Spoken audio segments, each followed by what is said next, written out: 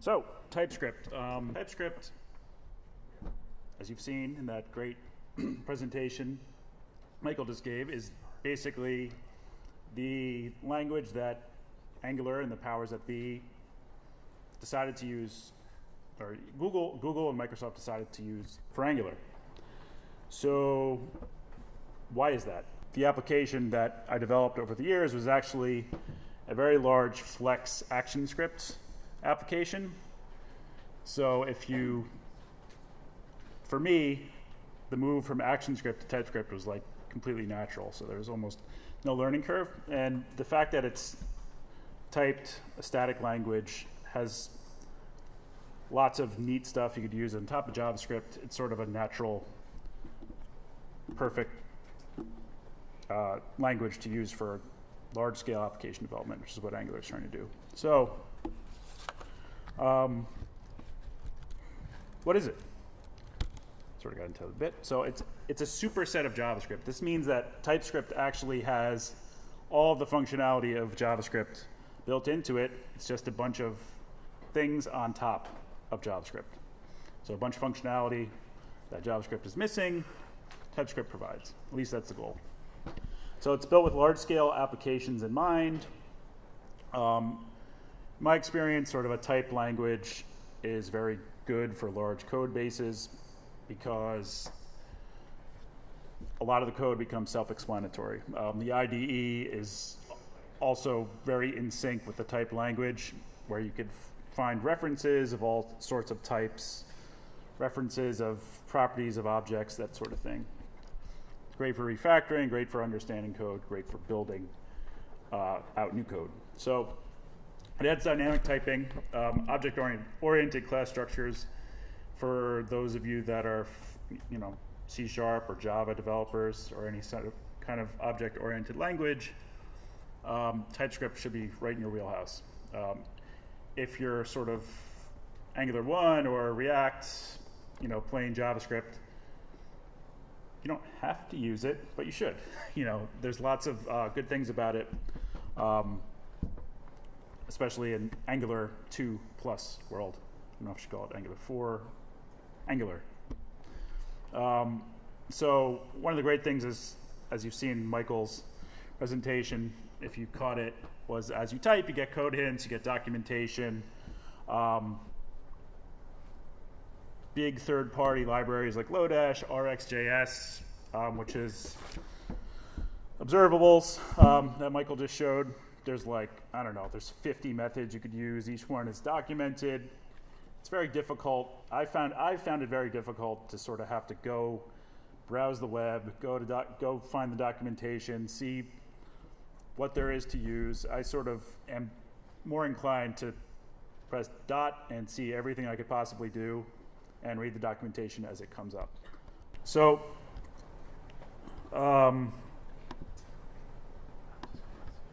basically, as you type in any sort of code that exists in TypeScript, which is a third-party library that's injected or just used in your application, or classes you define yourself, you sort of see as you type what is available. So this is everything that's available in my class. I have an enumeration called message type, and I see all the possible message types that exist in this enumeration. That's like a very simple example. So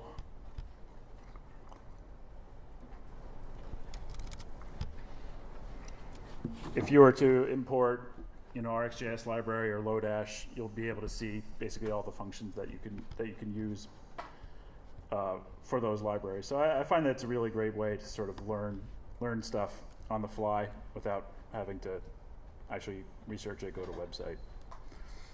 So TypeScript itself is free, open source, developed and maintained by Microsoft. I think it was their brainchild maybe like 6 years ago. And obviously the de facto language of Angular 2 plus for good reason. I'm scared. It's pretty easy to get used to if you're a JavaScript developer or object-oriented language developer. All all JavaScript code, as I said, is valid TypeScript code. The two are interoperable. So anything you're used to using with JavaScript, try it in TypeScript, and it should compile. So you actually choose what it compiles to, whether it be ES5, ES6, ES7. So as you sort of are typing JavaScript, are typing TypeScript, JavaScript is getting created, which I could show you real quick.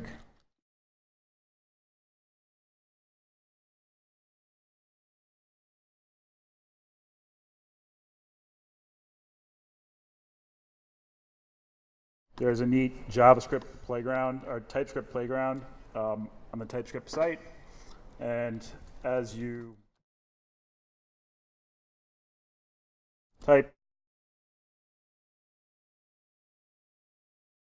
you'll see the JavaScript that gets created from your TypeScript. So as you're creating TypeScript, JavaScript is actually getting outputted. So it's a pretty easy transition. And as far as browser compatibility, if you could run JavaScript, you should be able to run TypeScript. So for me, picking up TypeScript was relatively easy. I wrote my first line of TypeScript in like about 5 months ago. Just sort of hit the ground running, building out, migrating Angular 1 app to Angular 2 and learning it along the way. It was pretty good. I mean, easier than going from languages that don't look or act at all like each other. So you can still import third-party JavaScript-only packages, and you could add what's called a typing to a JavaScript package that gives you that sort of code, type ahead documentation that I was just talking about, like for something like Lodash. So there's basically a list of TypeScript definitions for existing JavaScript files. So TypeScript's ready for the big time. It's built with large-scale applications in mind, as I said.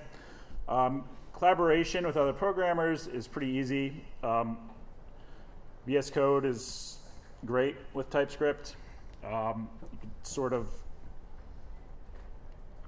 explore code very easily, see what your base class is, see what methods are available to you, check out documentation. An object-oriented language at large is sort of can be very well organized if it's created the right way. In VS Code, things like go to definition are great. So here I have a class called message. I can really quickly see what message contains. And I could also look at message and see what else is referencing message. So what other classes care about message, find all references. Now you see I have a message, a Slack message, a text message, Twitter message. All of these are types of messages, basically, that extend the message class. So it's great. You can imagine if you had a really large app and a lot of things are referencing this class, VS Code will pick them all up. So I find this is a great improvement from text search in JavaScript or in Angular 1. I actually worked on an Angular Code Lab app that Kirill here started, and they had a whole lot of code written already, and there was just some tasks in GitHub that you could pick up or not pick up. Pulled it down, ran Angular CLI, looked in the code, did all sorts of sleuthing work in VS Code, and I was productive in like 20-25 minutes. That's pretty hard with a large application, I think, and I attribute that to just TypeScript in general and the IDE. So as you type, the linter runs, and it'll sort of correct you as you go along. So it's a great learning tool as you're typing TypeScript. It'll sort of correct you on the way. If you're doing something wrong, it'll tell you. And basically, at the end of the day, it won't compile if it's really wrong. As I said, ready for the big time, Google AdWords, as I read, rewrote their environment in TypeScript and Angular 2. Just 67 billion in revenue, that's all. Small risk. Seemed to work out well. Okay, so TypeScript versus JavaScript, what are the big differences? So as I said, TypeScript compiles the JavaScript. Some key improvements. The nature of a typed language, you know, when you're writing a function, when you have inputs to a function, you sort of know what the inputs will be, what the type of the input will be, and especially what the output will be. I think this is a huge improvement over JavaScript, where you kind of don't know what a function returns until you go down to the end of it or follow through the body of the function. With TypeScript, you don't have to, but you can and probably should define what the return of a function is. Like, for instance, this is just a quick enum to text function. I know that I have to give it a certain type, and I get back a string. I don't really have to follow the body of the code. It doesn't matter. I'm expecting a string. That's what I should get back. Also great for unit testing. Write a unit test if you don't know what a function does. At least you have the inputs and outputs.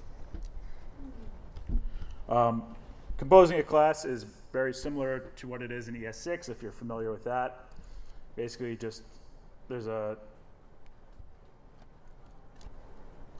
some sample after this, but real quickly, class has members, and each class has a constructor. Interfaces exist in TypeScript. These don't exist in JavaScript. I'll get a little more about what those are in a bit. Modules, decorators, enums, time-saving shortcuts. Each one of these has its own slide, I promise. So, classes. So as I said, composition is similar to ES6. This refers to the body of the defined class, and the scope of this does not change. In JavaScript, you know, the scope of this changes all the time. In a class, and in ES6 and in TypeScript, this is always the body of the class that you're defining. So you have accessors. You can mark things as public, as private, protected, read-only, getters only, setters only, and this is sort of the good stuff about an object-oriented language. You could sort of, as you write your code, you're writing these contracts of what the user of your code should and shouldn't do. A nice shortcut that's available in TypeScript is in the constructor. You could sort of define your public and private properties. So if something exists in the constructor, it exists in the class. You'll see this a lot in Angular dependency injection. So when you have a component, for example, and you want to inject a service into it, you do it in the constructor of the component. So similar to ES6 modules, you export a class and an object to be used by other files, meaning anything you export is available via import in other files in your project. So here's just a little test, little example class called TextMessage. TextMessage has a body, which is public. That means anything that creates an instance of TextMessage can modify, read, write the body property. Private, sent on. So if you look at how this code is constructed, sent on only gets set when you send, and it's private. So it's not actually readable or writable by anything outside of this class. The body is just set in the send function. So you pass in body. The body, as you see, this.body gets set to body. And there's a constructor here. Message type is a string. So now when I create an instance of text message, it's going to have the property message type, and it's going to be public. It's just as if I wrote it here, public message type. So the JavaScript that gets sent, that gets compiled for this is on the right. So if you wanted to write it yourself, this is something like it would probably look like. A little harder to read, in my opinion.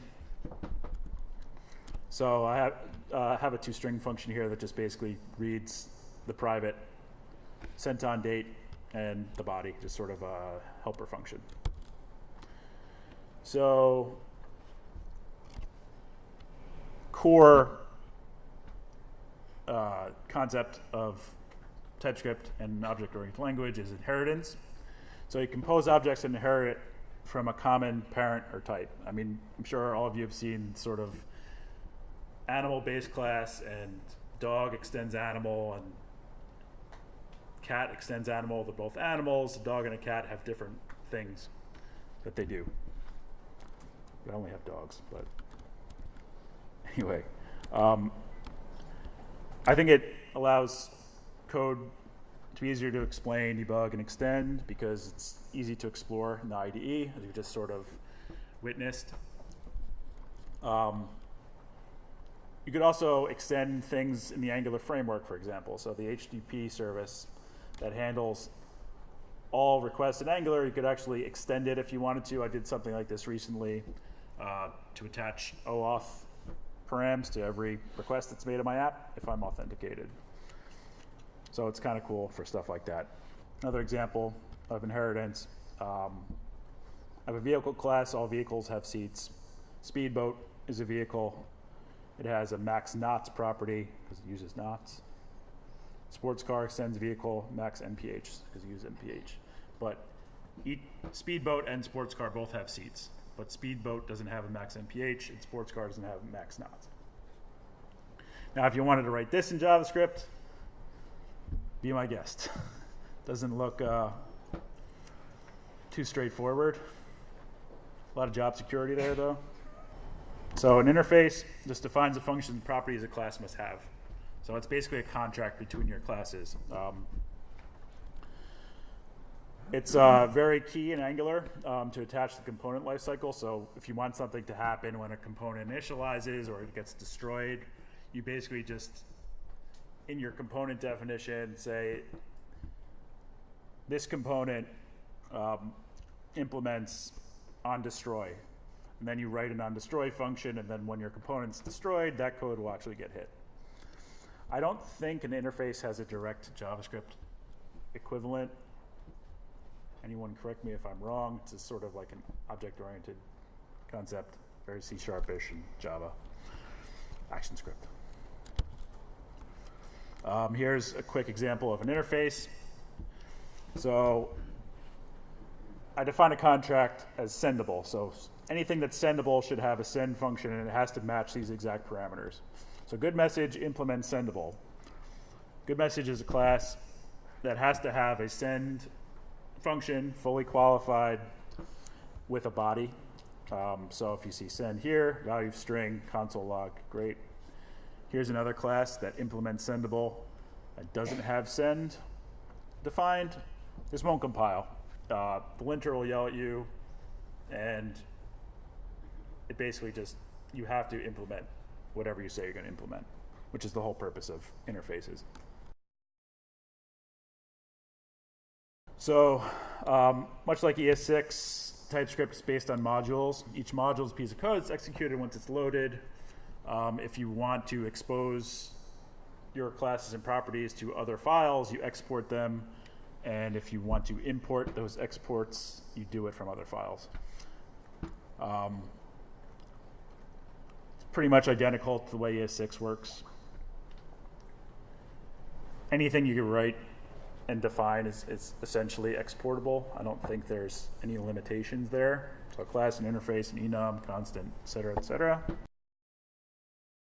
So a decorator is also something used heavily in Angular. It's probably not something you'd use if you just wrote raw TypeScript, I don't think.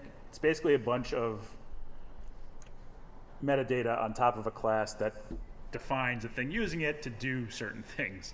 So I'll just show a real quick example. So if you create a component with CLI in Angular, you get this stuff on top of it. So this export class app component is just a regular TypeScript class, but on top of it, you see a bunch of directions that it's giving the compiler as to what to do with this class. So in this case, app root is the selector. That's what's going to show up in your HTML, like how you actually put the component on the page. Where's the template? Where's the styling, et cetera, et cetera. So you'll see in Angular, once you get started with it, that decorators are in many, many places. Anything that CLI generates or any kind of component or directive, et cetera.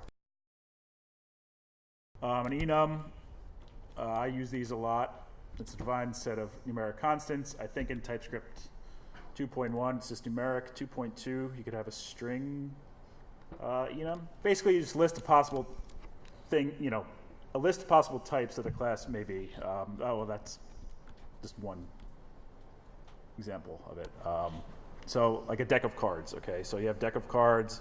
A deck of cards has 4 different suits. This would be a good place to put what could be considered a suit. So you have club, diamonds, hearts, spades. So if you had a deck of cards, deck of card would have a number. Your card class would have a number, and it would have a suit. And a suit has to be one of the types: club, diamond, heart, or spade. So this isn't a new concept if you're used to other languages, but it doesn't exist in JavaScript. You have to fake it, as you see in the right. So there's some nice time savers in TypeScript as well that I find myself using pretty often. I mentioned you can basically define properties of a class inside of the constructor. So here's an elephant class. It has public param of weight, public param of name. It's the same as if you defined your class with public weight, private name, weight name, this dot weight, this dot name is name. So if you wanted to sort of skip all the boilerplate, you could just do it in the constructor. You could define typed objects in line. So here is sort of like a classic TypeScript message class. Create an instance of messages is an array of messages. Create an instance of message, set the text, set the ID, push it into the array of messages. You could do extreme shorthand, which is I'm defining the message class sort of anonymously, and in the declaration of messages, I'm adding a text and an ID and an object that's in an array. So if you wanted to, you could approach TypeScript that way. It's kind of nice to not have to make everything a class in a separate file if you're just sort of doing things that are isolated. So if you don't have to actually write a type or define a type if you initialize a property with a value. So if you just say const order equals 2, it'll know that it's a number. So you don't have to define it as a number. The linter will actually tell you that. So I just have really quickly, I'm just going to go through like a really, really quick app I wrote. So it's just basically like a messaging app that has 3 different types of messages. Each one of these will be an enum. Each one inherits from the message class. And each one of these sort of does a little bit of different thing, but a little bit of the same thing. So it should show inheritance. Let me just show you the code really quickly. So a TypeScript message sender, you could sort of select your type of message. Text message 1, 2, 3, 4, 5, 6, and a list of different messages in a log, and I could send them or get yelled at that something's not authenticated. So really quickly, a message has a bunch of properties. A Slack message extends message but has to authenticate. A text message doesn't have to authenticate but still extends message. A Twitter message has to authenticate and extends message. So this is just sort of a classic example of inheritance. Try to use some enumerations and stuff and basically use all that in a very simple application where you could select a message, send a message, and each thing inherits from a common place. So there's definitely a whole lot more to talk about with TypeScript. Hopefully this intro is enough to get started. And of course, if you have any questions or you want to copy the slide or maybe the sample app, hit me up with an email. And that's it. Thank you.